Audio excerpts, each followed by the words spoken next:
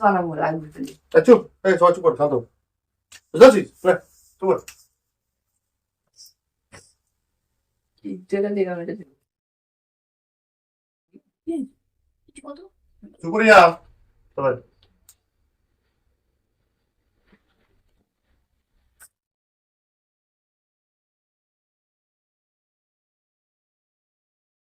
দাঁড়াও না বাস। ঠিক আছে, চুপ, মন দিয়ে শোনো। আজকে তোকে শেষ হবে, তাহলে শেষ করবো না। আগের দিন আমরা কি পড়েছিল? পরিমাপের একক। পরিমাপের এক পরিমাপে যন্ত্রসমূহ। হ্যাঁ যন্ত্র সমূহ পড়েছিল। কটা যন্ত্র পড়িনি আমার, এখন পর্যন্ত কটা বোধ রাশি যন্ত্র পড়েছি? পড়েছি। ঘড়ি সময় মানে সময় পড়েছি। সময় পড়েছি। আর আর ইলেকট্রনিক ডিজিটাল ঘড়ি, সিজিএম ঘড়ি, ঘনমাত্রা। দৈর্ঘ্য পড়েছি। আজকে পড়বো আয়তন। আয়তন। আয়তন আর ভর আজকে আমাদের টার্গেট আছে। কি আছে? আয়তনের ভর। আয়তন আর ভর কমপ্লিট করে দেওয়ার। ঠিক আছে, তারপর চ্যাপ্টার, তারপর কিছু যদি বাকি থাকে চ্যাপ্টার খতম, টাটা বাই করতে হবে। খতম, tata bye bye. Bye bye. লিয়ে দিতে হবে। চল, তারপর হয়ে পারে গায়া। গ্যা ঠিক আছে? গ্যা মানে আয়তন কাকে বলে? আচ্ছা আয়তন। একটা বস্তু যতটা মোট ওভারঅল জায়গা জুড়ে থাকে, কোনো বস্তু মোট যে পরিমাণ জায়গা জুড়ে থাকে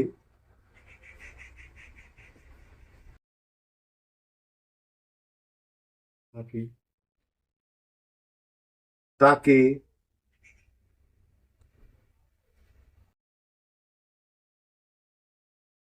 আয়তন বলে।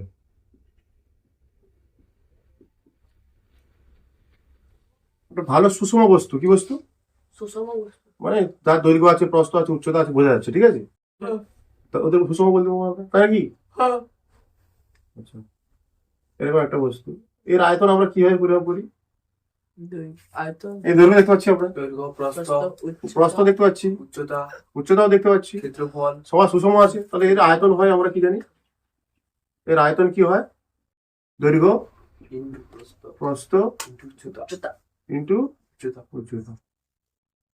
ঠিক আছে, এইভাবে প্রয়োগ করতে পারি আমরা, প্রস্থ উচ্চতা গুণ করে ডাইরেক্ট। তখন এই ক্ষেত্রে আয়তন একক কি হয়? এর একক বলে লিখে ফেলো, মনে রিভাইজ করে দিচ্ছি আমি। আয়তনের একক কি? Metre square. এটা স্কোয়ার কোথায় লিখতে মিটার পারছি? কিউব। একই ভুল করছিল বাবা, চাপ করে না, মার দেখবি তো, ও দেখে বলবি এখানটা দৈর্ঘ্য ইন্টু প্রস্থ ইন্টু উচ্চতা। তবে এটাকে তো মিটার কিউব বা ঘন, বা বলা হচ্ছে কি কে ঘন মিটার, তাই তো? আর এসআই একক আর সিজিএস একক কি হবে? সেন্টিমিটার কিউব বা ঘন সেমি। মনে পড়ছে এগুলো? মনে পড়ছে? এগুলো আমরা জানি, অলরেডি পড়েছি অলরেডি। বলা হচ্ছে এবার তরল পদার্থের আমরা আয়তন মাপি। কি করে মাপবো? তরল পদার্থের আয়তন তো দৈর্ঘ্য প্রস্থ উচ্চতা দিয়ে মাত্র ফ্রেম করো না। হবো কি দৈর্ঘ্য কি আর প্রস্থ? তরল পদার্থ বা দৈর্ঘ্য প্রস্থ কি? হ্যাঁ, কি তরল পদার্থের আয়তন? দেখো, তরল পদার্থের আয়তন মাপনী চোঙ দ্বারা পরিমাপ করা হয়। কি বলা হচ্ছে? মাপনী চোঙ দ্বারা পরিমাপ করা হয়।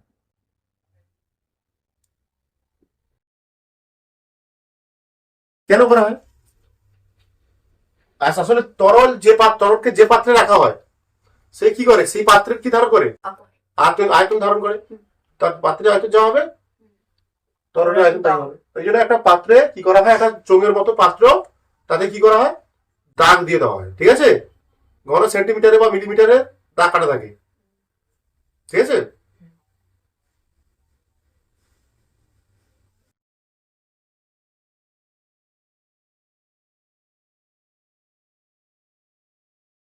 মাপনী চোঙ দ্বারা পরিমাপ করছে। মাপনী চোঙ কি জিনিস লিখে ফেলি। ঠিক আছে, দেখো মাপনী চোঙ।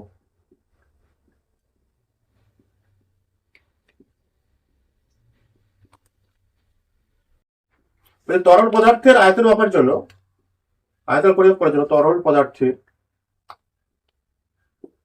আয়তন পরিমাপ করার জন্য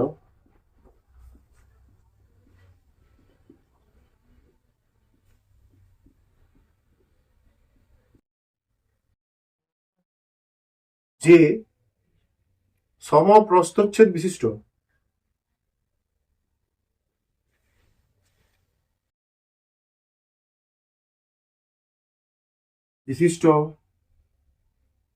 চোঙাকৃতি কি বলা আছে? অবশ্যই চোঙাকৃতি, তাই না? চোঙাকৃতি কাঁচ বা প্লাস্টিকের পাত্র ব্যবহার করা হয়, তাই কাঁচ হতে পারে, প্লাস্টিকের পাত্র,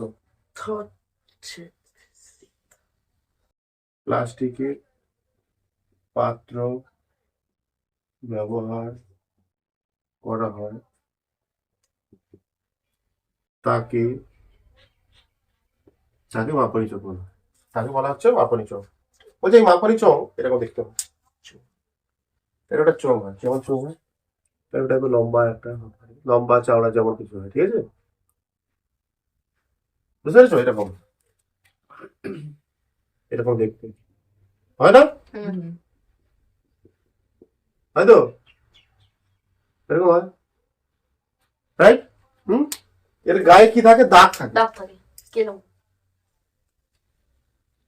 এর গায়ে দাগ থাকে কিরকম? এরকম ছোট ছোট দাগ থাকে, ঘন সেন্টিমিটার আর মিটারের দাগ। ঘন সেন্টিমিটার হতে পারে আর মিলিলিটারের দাগ হতে পারে, ঠিক আছে? এই দাগগুলো কি, এই যে অংশগুলো হয় ঘন সেন্টিমিটারের হতে পারে, লিখে রাখো, ঘন সেন্টিমিটারের হয় এই যে দাগগুলো, আর কিছু হয় মিলিমিটার, এখন মিলিমিটার এখানে।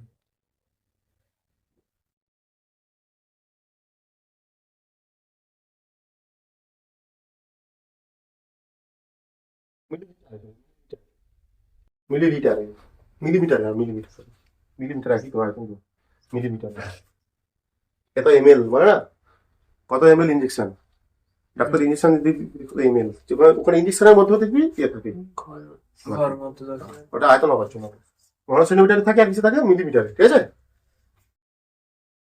লেখো, মাপনী চোঙ দ্বারা তরল পদার্থের আয়তন নির্ণয়।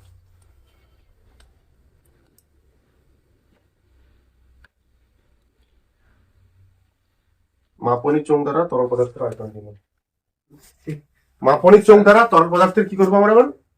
আয়তন নির্ণয় কি করে করবো? একটা মাপনী চোঙ নিতে হবে নাকি? একটা মাপনী চোঙ নেবো, নিয়ে গেল মাপনী চোঙ এরকম নাকি? বড় দেখে রেখে দিলাম আমি আমাদের জন্য। আর কি বলবো, এর গায়ে কি আছে? বিভিন্ন স্কেলিং করা আছে। কি করা আছে? স্কেলিং বলে, ঠিক আছে? বিভিন্ন স্কেলিং আছে, আমি আনসারতে দিলাম একটা স্কেলিং। ওকে, ঠিক আছে বস, ঠিক আছে বস, ফটো বলে বলা আছে তরল পদার্থকে প্রথমে কি করবো? একটা মাপনী চোঙ নেবো আমরা। কি করবো? মাপনী চোঙ লিখে নাও। আচ্ছা, এই পয়েন্টগুলো লিখতে হবে। প্রথমে একটি শুষ্ক মাপনী চোঙ নেওয়া হলো। কেন? আগে থেকে যেন জল টল না থাকে, ভেজা না থাকে, তার তরলের পরিমাপের যে তরলটা হলো কিছু তরল থেকে হতে হবে, সেই জন্য ভেজা নেওয়া যাবে না, শুষ্ক নিতে হবে, শুষ্ক। প্রথমে একটি শুষ্ক মাপনী চোঙ নেওয়া হলো। চোঙ নিতে হবে, দেখো নিতে হবে, প্রথমে একটা শুষ্ক মাপনী চোঙ নিতে হবে। তারপর যে তরলের আয়তন নির্ণয় করবো তাকে মাপনী চোঙে ধীরে ধীরে ঢালতে হবে, ঠিক আছে?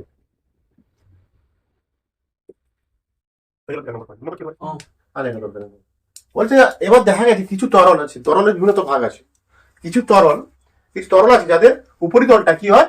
উত্তল। এটা এরকম মানে কি উত্তল, তাই তো? এটাকে বলা হয় উত্তল। এটাকে বলা হচ্ছে কি? অবতল। মানে নিচের দিকে ঢোকানো, উত্তল মানে উপরের দিকে ওঠা, ঠিক আছে? তাহলে দুটোর ক্ষেত্রে আলাদা পার্ট হবে, তাই না? উভয় ক্ষেত্রে কি দুটো আলাদা পার্ট হবে? যেসব তরলের উপরিতল উত্তল মানে কি লিখবে, সেই সব তরলের বা সেই সব তরলের উপরে পৃষ্ঠটাকে বা উত্তর পৃষ্ঠটাকে, মানে এইটা কত দূর আছে?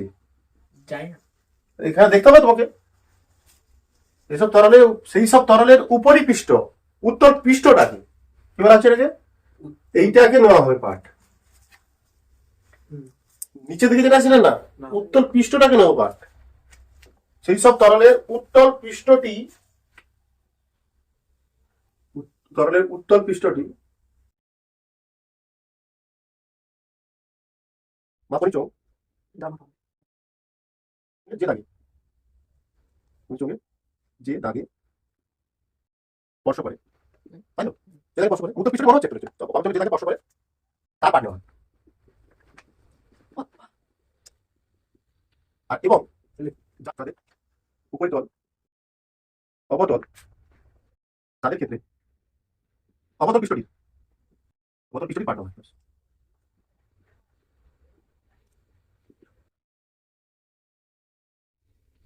3 নম্বর লিখতে হচ্ছে তাহলে লেখো পাঠ নেওয়ার সময় অবশ্যই এখানে তরল আছে তো এখানে দেখা যাচ্ছে তো এটাও আছে তো আমরা যেন হবে না পাঠ বিন্দুর সঙ্গে আমাদের চোখকে রেখে পাঠটা নেই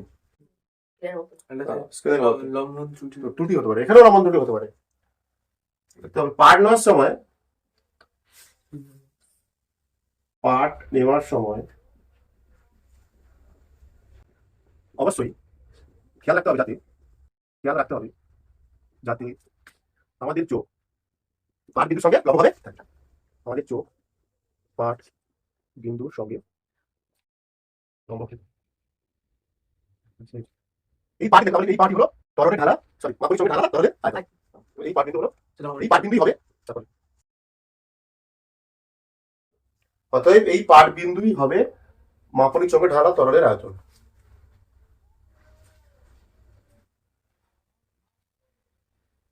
এও দায় না ঠিক আছে তাও শিখে রাখো ঠিক আছে এগুলো পড়ে না এরপরে যেটা করাবো সেটা পড়বে দেখো এবার যেটা করেছি ততটা ইম্পর্টেন্ট নয় কিন্তু ইম্পর্টেন্ট ঠিক আছে কি বিয়েরটা দেখো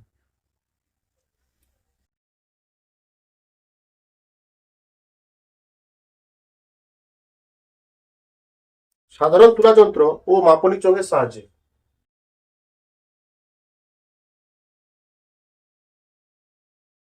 সাধারণ তুলা যন্ত্র ও মাপনী চোঙের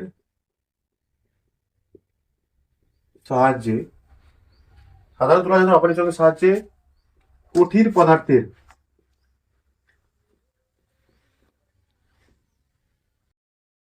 আয়তন ও ঘনত্ব নির্ণয় আয়তন নির্ণয় করব আর ঘনত্ব নির্ণয় করব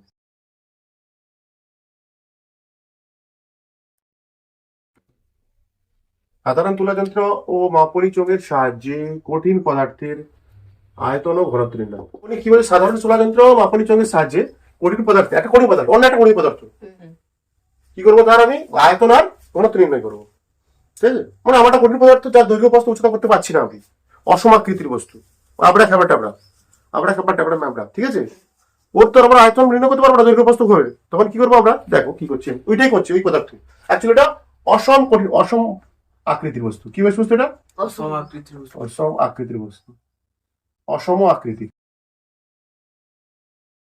আকৃতির বস্তু ঠিক আছে এবার কি এটা মাপনী কি করবো একটা সুষম মাপনী চোঙ নেবো সেই চোঙে কি করবো যে কঠিন পদার্থটা আয়তন মাপবো আমরা সেই পদার্থের থেকে অনুমান করে এটা বেশি তরল আমরা কি করবো মাপনী চোঙে নিয়ে সেই তরলের কি নিয়ে নেবো আয়তন নির্ণয় নিয়ে নেবো ঠিক আছে নিয়ে নিলাম আয়তন নির্ণয় এবার দেখো 2 নম্বর দিতে পারে এটা এবার কঠিন পদার্থটির ভর আগে ভর মেমে দিতে হবে কেন বলছি বলতো দেখে আলাদা লাগবে ভর সাধারণ তুলা যন্ত্রের সাহায্যে মেপে মাপা হলো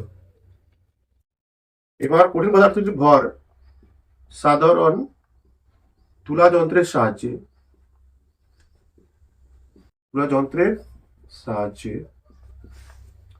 পরিমাপ করা বলো ধরে নাও কঠিন পদার্থের ভর সমান কঠিন পদার্থের ভর সমান কত ধরে নিলাম আমি ছোট হাতের এম। ওকে, এবার কঠিন পদার্থটাকে কি করব ধীরে ধীরে, এবার আমরা কঠিন পদার্থটা কি করবো বাবু, বুঝতে পারছি না কি হচ্ছে আমি ফিল আসছে কথা। কঠিন পদার্থটা কি করব ধীরে ধীরে এর মধ্যে আমরা ফেলবো, যে বুঝতে মাছ এরকম বাগানে আছে। হ্যাঁ, এটা কঠিন পদার্থ, এটা কি কঠিন পদার্থ। কঠিন। দেখা যাবে ঢালার পর ঢাললে আমরা দেখতে পাবো কি দেখতে পাবো, কি দেখতে পাবো বল? জলস্তর উঠে গেছে। জলস্তর উঠে গেছে, তখন তার যত জলস্তর উপরে উঠে গেছে এবং তার নতুন পাটবিন্দু হয়েছে তত আয়তন V2, V2 হয়েছে, তাই তো? V1 ছিল, জলটা উপরে গিয়ে V2। যেই আমি দিলাম এই কঠিন পদার্থটা ঢাললাম আস্তে আস্তে করে, দেখা গেলো জলের পৃষ্ঠটা তরলের পৃষ্ঠটা উপরে উঠেছে এবং তার নতুন পার্ট হলো এখন V2। তাহলে এখন কঠিন পদার্থের আয়তন কত হবে? V2। অ্যাকচুয়ালি কঠিন পদার্থের আয়তন কোনটা? V2 minus V1। V1। তখন আর এমটাকে ধরা হবে না। কেন আছে দেখ না, ঘনত্ব নির্ণয় করতে বলছি এখানটা। ঘনত্ব সমান কি ভর বাই আয়তন। তাই তো, ভর বাই নতুন আয়তন করবো। ওইতে দেখা তো ধর, এটা লেখা আছে, বইতে আছে, বইতে আছে, এটা আছে। বইতে আছে, জানি। জাস্ট ফিল দিচ্ছি একটু অল্প করে, ঠিক আছে? তো আয়তন মাপার চোখের সাহায্যে কিভাবে অসম আকৃতির বলতেন আয়তন নির্ণয় করা হয়? এটা মুছে দেবো, বুঝতে পারছো তোমরা? কি করবো, একটা মাপনি চোখ নেবো, ওকে ওকে, একটা মাপনি চোখ নিলাম আমরা। মাপনি চোখ নেওয়ার পর যে কঠিন পদার্থটি আমরা আয়তন নির্ণয় করবো বা ঘনত্ব নির্ণয় করবো, তার থেকে অনুমান করে তার থেকে বেশি আয়তনের তরল আমরা কি করবো মাপনি চোখে ঢালবো, ধীরে ধীরে শুষ্ক মাপনি চোখে ঢালবো। ধীরে ওই মাপনি চোখ ঢালার পর কতটা তৈ তরলের মাপ আয়তন কত হয়েছে তার পার্টটা আমরা নিয়ে নেব। ওকে, এবার ওই কঠিন পদার্থটির ভর আমরা সাধারণ তোলা যন্ত্রের সাহায্যে কি করবো, মেপে নেবো। কত পাওয়া গেল? এম একক। নেক্সট, এরপর দেখো কঠিন পদার্থটিকে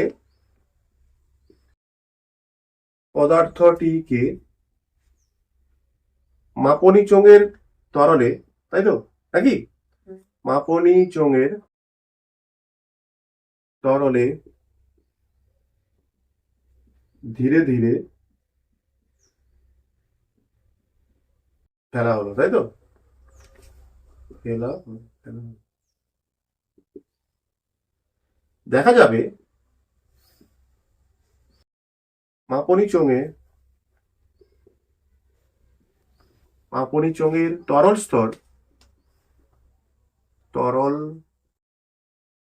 পৃষ্ঠ, তরলের পাট, মাপনি চোঙের তরল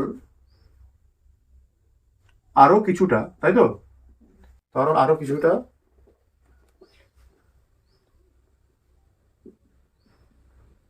উপরে উঠেছে, উপরে উঠেছে এবং তার নতুন পার্ট হলো নাকি, এবং তার নতুন পার্ট হলো সমান V2 ঘন একক, V2 ঘন একক।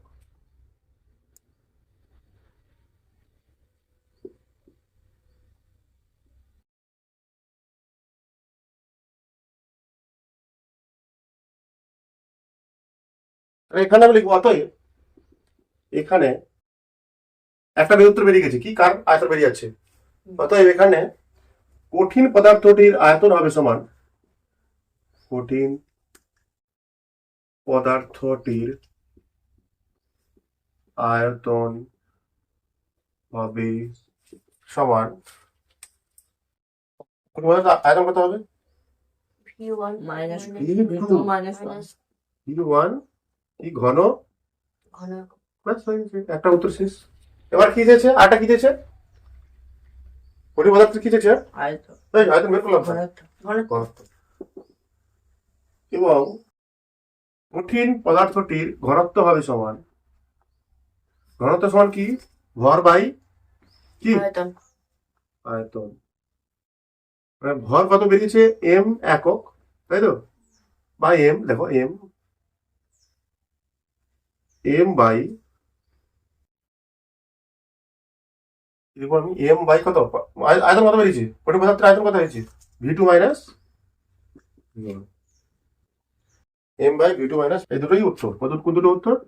ভি2 মাইনাস ভি1 একটা উত্তর, আর M by M by V two minus V one একটা উত্তর। এটাও পড়ে না, পড়ার সময় মনে নেই। নেক্সট, ড্রপারের 1 ফোঁটা জলের আয়তন নির্ণয়। আয়তন নির্ণয়।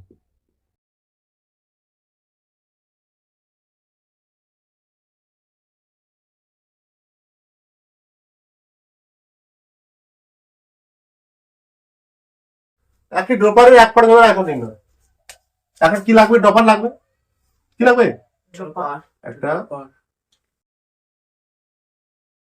ড্রপার নিলাম, একটা এটা কি নিলাম? মাপনি চোঙ নিলাম। এটা কি নিলাম?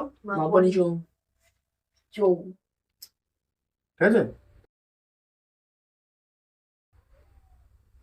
ড্রপার একটা নিলাম, মাপনি মাপনি চোঙ। কি সেটা তো সহজ জিনিস। প্রথমে একটা কি করবো আমরা? প্রথমে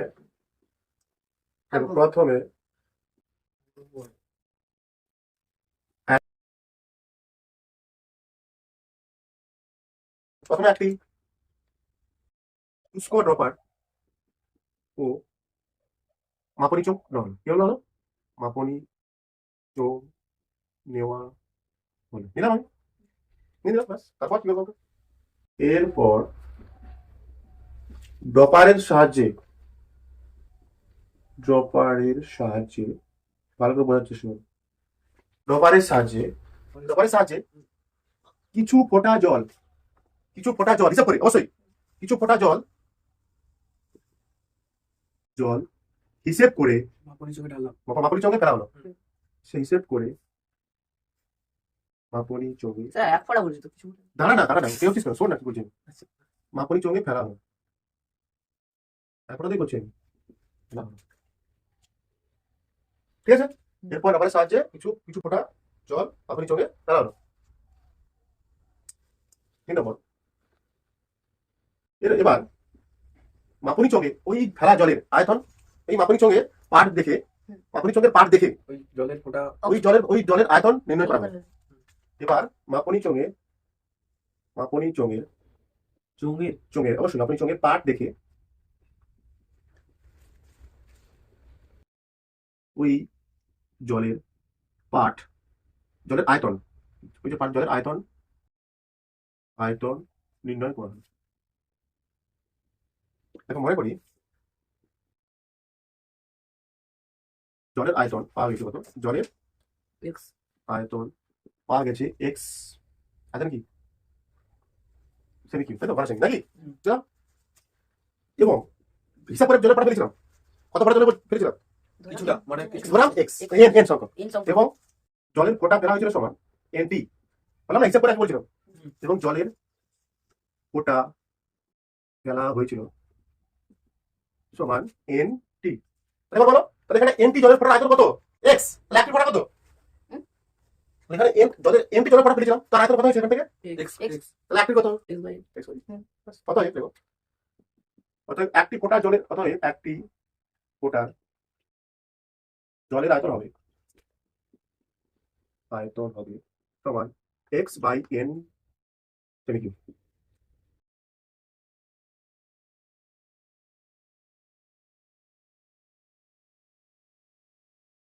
স্টপ ওয়াচ মাপনি চোঙের সাহায্যে তরল কল থেকে জল পড়ার হার নির্ণয়, তাই তো?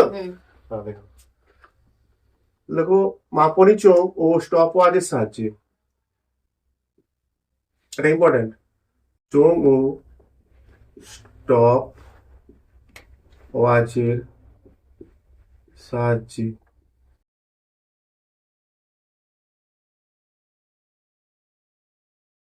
বললাম স্টপ ওয়াচ ও মাপনি চোঙ মাপনী চোঙ ও স্টপওয়াচ সাহায্যে কল থেকে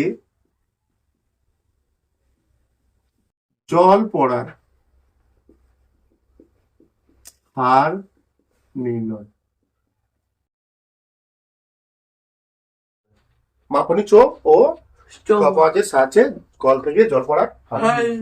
একটা মাপনী চোঙ নিলাম আমি, মাপনী চোঙ নিলাম, একটা কি স্টপওয়াচ নিলাম। প্রথমে কি একটি লিখে ভালো, যা যা নিলাম সেটা লিখে ভালো। ঠিক আছে। একটি স্টপওয়াচ, যেটা নিলাম সেটা কি বলো, স্টপওয়াচ ও একটি শুষ্ক মাপনী চোঙ নেওয়া হলো। একটি শুষ্ক। শুষ্ক অবশ্যই শুষ্ক নিতে হবে, হুম। আগে থেকে জল টল থাকা যাবে না। শুষ্ক মাপনী চোঙ নেওয়া হলো।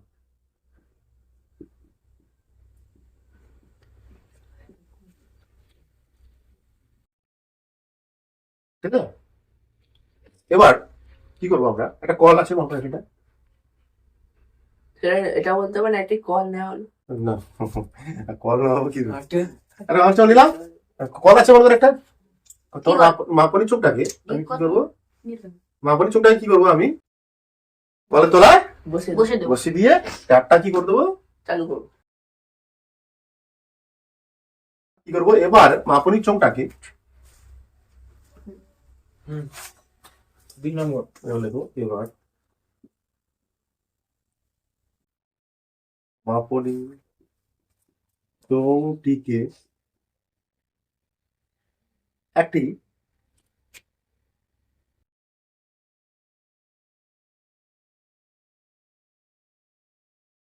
একটি কলের তলায় বসিয়ে কলের তলায় বসিয়ে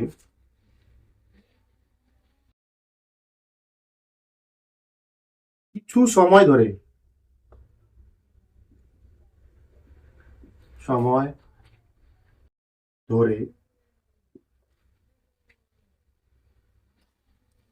জল নেওয়া হলো, তাই তো, জল ভর্তি করা হলো, জল ভর্তি করা হলো।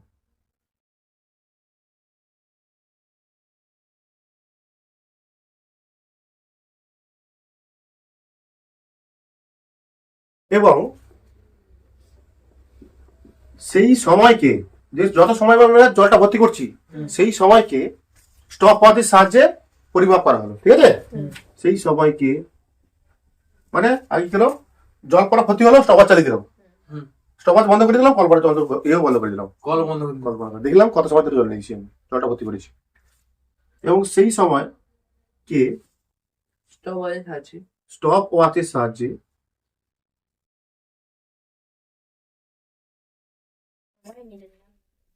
ওয়াচের সাহায্যে পরিমাপ করা হলো। আমার পরিমাপ করবে? সময় তো পরিমাপ করতে হবে, কত ঘন্টা কত মিনিট পরিমাপ করে। সময় পরিমাপ কি, হ্যাঁ রাশি তো, রাশি মানে কি, রাশি মানে কি, ভৌত রাশি মানে কি, যাদেরকে আমরা পরিমাপ করতে পারি, সবাই পরিমাপ করতে পারি না, ঘড়ির সাহায্যে করি তো, পার্থক্য ব্যবধান করতে পারছি তো, পরিমাপ করা হলো। চুপ কর, হয় এরকম কনফিউশন হয়, কনফিউশন থাকা উচিত না। এই যে প্রশ্নগুলো আসছে অনেক ভালো, নাকি রে? 3 নাম্বার লে। আচ্ছা, পরিমাপ করা হলো, সময় পরিমাপ সাহায্যে পরিমাপ করা হলো, সময় সাহায্যে সেই সময়কে সময় সাহায্যে পরিমাপ করা হলো। দেখো এবং নিচে লেখো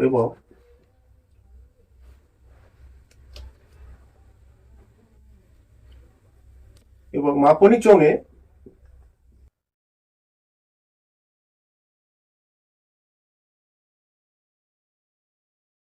মাপনী চোঙে জলের, মাপনী চোঙে থাকা জলের অ্যাকচুয়ালি, তাই না, মাপনী থাকা জলের আয়তন নির্ণয় করা হলো।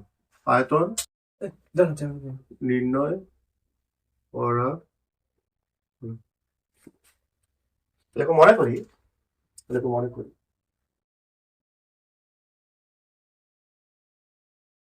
কি মনে করবো আমরা এবার? বলো। মনে করি মাপনী চোঙে জলের আয়তন সমান, তাই কি, তাই তো, মাপনী চোঙে জলের আয়তন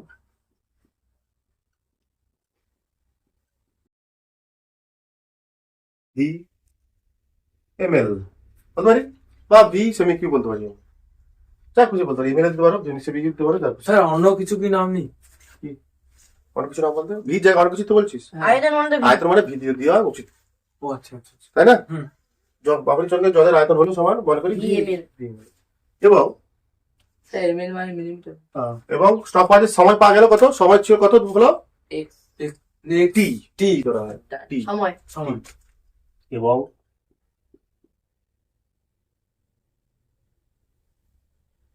জল ভরা হয়েছিল সমান কি সময়, জল ভরা হয়েছিল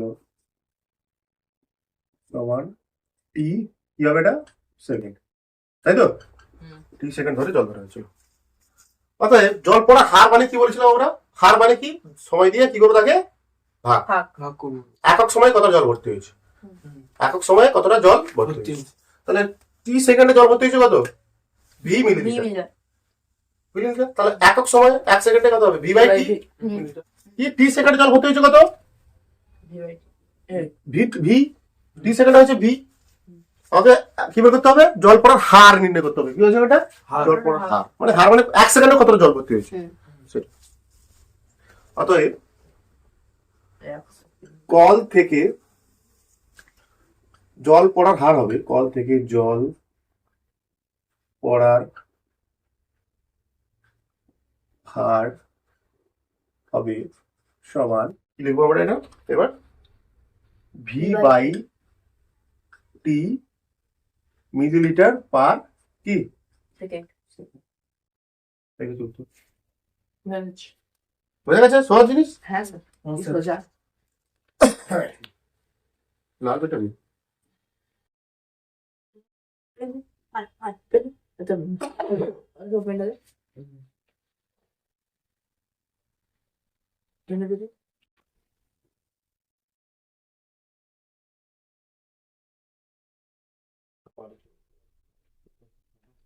স্যার স্যার কটা অধ্যায় আছে লাইনে?